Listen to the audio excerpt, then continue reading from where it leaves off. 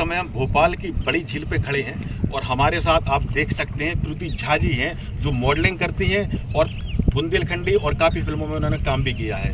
आज हम उनसे जानेंगे भोपाल में काफ़ी समय से रह रही हैं, किस प्रकार उनका भोपाल में रहने का अनुभव है और वो भोपाल में कितने दिनों से हैं और किस प्रकार की वो फिल्में बनाती हैं। ऋतु जी, सबसे पहले तो हमारी न्यूज़ चैनल में आपका बहुत बहुत स्वागत है।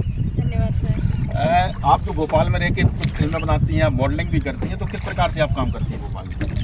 देखिए, भोपाल में आई हुए मुझे अभी 2 साल हो चुके हैं जी। और यहाँ पे जब मैं पहले आई थी तो मुझे यहाँ की बिल्कुल भी जानकारी नहीं थी, लेकिन मैं जब यहाँ पे आई तो मैंने यहाँ की चीज़ें देखी। सबसे ज़्यादा खूबसूरत तो मुझे यहाँ की ये नदी लगी जहाँ पे अपन अभी बैठे हुए हैं लेक व्यू पे। और उसके बाद जब मैंने यहाँ के लोगों से मिलना शुरू किया तो पहले तो मुझे लगा कि यहाँ के लोग मतलब नहीं मुझे इतने पसंद आए, लेकिन जब मैं उनके साथ रह के उनके साथ काम किया, मैंने सबसे पहले थिएटर से शुरू किया। थिएटर से मुझे बहुत ज़्यादा अनुभव हुआ फिल्म लाइन में काम करने का। उसके बाद मैं मॉडलिंग के कई सारे शोज़ भी किए, लेकिन मैं किसी भी जगह पे चले जाऊँ, लेकिन मुझे भोपाल जो है मैं कभी भूल नहीं पाती। मुझे यहाँ बहुत शांति लगती है, यहाँ का माहौल मुझे बहुत पसंद है। अच्छा, भोपाल में जब आप रहती हैं तो आपको कैसे ये आइडिया आया कि हमें भोपाल में मॉडलिंग करना चाहिए?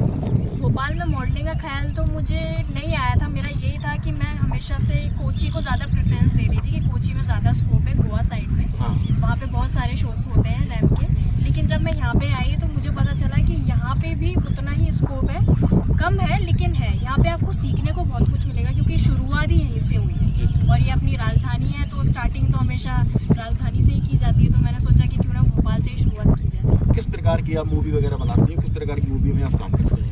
अभी तक तो मैंने जैसे प्रकाश झा जी की वेब सीरीज़ है आश्रम 3, उसमें ही काम किया है फर्स्ट। उसके बाद में धीरे धीरे शॉर्ट फिल्म बनाई मैंने और फिर मैंने एल्बम सॉन्ग बनाए, बुंदेलखंडी शॉर्ट फिल्म्स बनाई। तो मुझे उससे अनुभव हुआ काम करने का और मैं अभी और आगे बड़े काम भी करना चाहती हूँ और मैं चाहती हूँ कि आप सब लोग इसी तरीके से मुझे प्यार करके सहयोग करें ताकि मैं आगे बढ़ूँ। अच्छा, भोपाल में आप काफ़ी समय से रहती हैं, तो भोपाल की खासियत है क्या?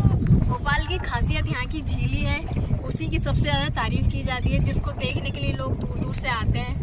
उसके अलावा यहाँ पे बहुत सारे सैर सपाटा करके जगह है, वो भी बहुत ज़्यादा खूबसूरत है। ये लेक व्यू है, VIP है और भी बहुत सारी चीज़ें हैं, लेकिन अभी मुझे सबसे ज़्यादा जो यहाँ पे बेस्ट लगती है तो वो झील ही लगती है। कृति जी, आपको खाने में क्या पसंद है और आपकी जो दिनचर्या है वो कैसे रहती है सुबह से?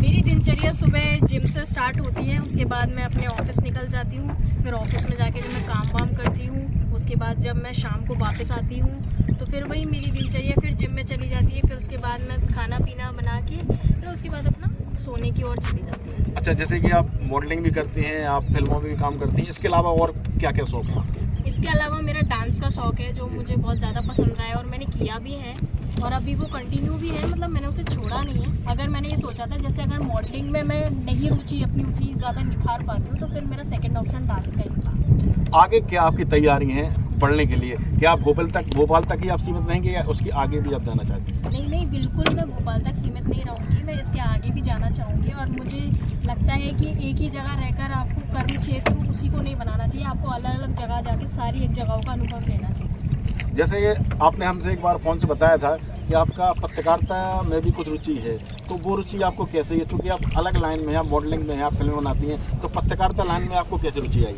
मुझे पत्रकारिता लाइन में इसलिए रुचि आई कि उससे अपन देखिए अलग अलग लोगों से मिलके बहुत सारी चीज़ों की अपन को जानकारी होगी। जैसे आप बोलते हैं कि जब पत्रकारिता में जाते हैं तो उससे बोलने का और बात करने का सेंसिबल तरीका सीखने को मिलता है और बहुत ही बड़े उच्च अधिकारियों से मिलने का मौका मिलता है जो कि आपको फिल्म लाइन में उतना नहीं मिल पाता है। और पत्रकारिता से अपन कैमरा फेसिंग भी सीख जाते हैं। लाखों लोगों के सामने बोलना बहुत ज़्यादा आप समझ सकते हैं कितना मुश्किल होता है, लेकिन जब अपन पत्रकारिता करते हैं तो करोड़ों लोग खड़े रहते हैं, लेकिन फिर भी अपना जो साहस है वो बढ़ता है। तो मुझे ऐसा लगता है पत्रकारिता मेरी फील्ड का एक पार्ट है, इसलिए मैं करना चाहती हूँ। जब आप डांस वगैरह करती हैं तो उसमें कितनी मेहनत आती है डांस वगैरह में? उसमें बहुत मेहनत लगती है क्योंकि आपको एक एक स्टंट जो है उसको एकदम परफेक्टली करना पड़ता है। और स्पेशली स्टेज पे आप परफॉर्म कर रहे हो तो जब आप कर रहे होते हैं तो बहुत सी चीज़ें होती है कि आपकी सही करने की वजह से दूसरा गलत कर रहा है तो वो पूरा रिदम बिगड़ जाता है। तो हमें पूरे ग्रुप को भी लेके चलना है और ख़ुद का भी बेस्ट देना है। तो सामने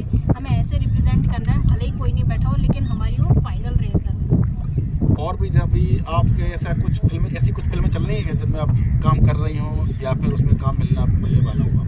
नहीं, अभी तो ऐसा कुछ आया नहीं है, बिकॉज वेब सीरीज और मूवीज इतनी चल रही हैं, लेकिन उसमें ये है कि जूनियर आर्टिस्ट की नीड होती है। मेन जो कास्टिंग रहती है वो मुंबई से ही हो जाती है, तो यहाँ पे इतने ज़्यादा एक्टर्स का स्कोप नहीं है। मेन जो स्कोप है वो मुंबई में है। फिर तो कभी आपने मुंबई जाने के बारे में सोचा है क्या? हाँ, मैंने सोचा था, लेकिन अभी तक मेरा जाना नहीं हुआ, क्योंकि मैं चाह रही हूँ कि मैं मुंबई जब जाऊँ तो मैं परफेक्टली ट्रेन रहूँ, ताकि मुझे वहाँ पे किसी चीज़ की कमी कोई निकाल ना सके। चूँकि आप डिजिटल इंडिया न्यूज़ चैनल में आप बात कर रही हैं, तो हमारे जो दर्शक हैं देखने वाले, डिजिटल इंडिया न्यूज़ के दर्शकों से आप क्या कहना चाहेंगे? मैं हमेशा यही कहना चाहूँगी कि जिस चीज़ में आपकी रुचि हो आप उसी को फॉलो करें। ये मत सोचो कि मैं हार गया, मैं थक गया, मैं अब मेरे से नहीं हो पाएगा। आप एक बार करोगे गिरोगे, 2 बार करोगे गिरोगे, लेकिन आगे चलकर आपको उस चीज़ को ज़रूर रिप्रेजेंट करना है जिसमें आपकी रुचि है। आप उस चीज़ को छोड़ो मत, अपने सपने को हमेशा जो है कायम रखो और हमेशा जो है खुश रहो, संतुष्ट रहो। Thank you.